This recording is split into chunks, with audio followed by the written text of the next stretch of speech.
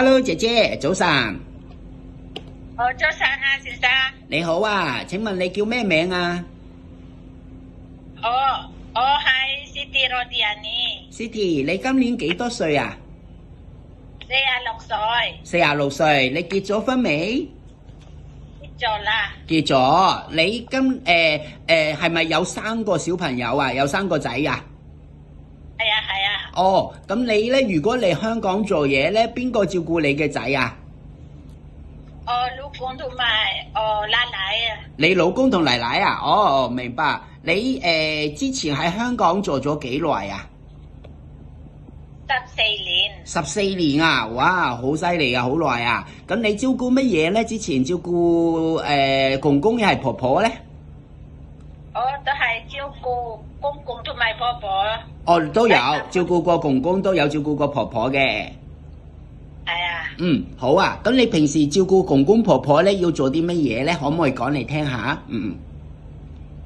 我幫佢沖涼啊，餵佢食啊，幫佢換尿片，帶佢行街。哦，咁公公婆婆食藥啊，你係咪都要提下佢哋，或者餵佢哋食藥啊嗰啲噶？使唔使啊？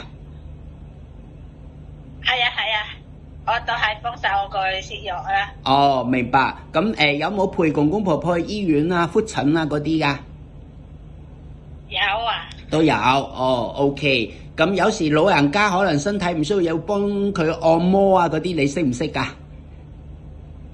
識啊，即係手手腳腳，你知啦。有啲老人家你中意姐姐幫佢按摩啊，咁樣都可以嘅，係咪？可以啊。OK，冇問題啊。好嗱，另外咧就而家咧，我如果有份工咧，老闆頭先見咗啦，就係照顧一個公公81歲嘅公公，而家都健康，不過咧就行路就慢啲，就會自己慢慢行啦。咁你要扶住佢咁樣咯，即係陪佢去公園啊，行下街啊咁樣咯。係咪你都可以做啊？可以啊，可以啊。咁公公屋企咧，仲有一個孫女咧，就要翻工嘅，所以大部分時間咧係得你同公公喺屋企。咁你要除咗做家務咧，清潔煮飯啦，都要去街市買餸啊嗰啲咯。好啊。好啊，你識煮咩餸啊？可唔可以講嚟聽下啊？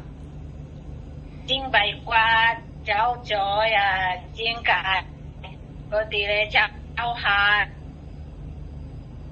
哦，好。番茄。等等啊，姐姐上號。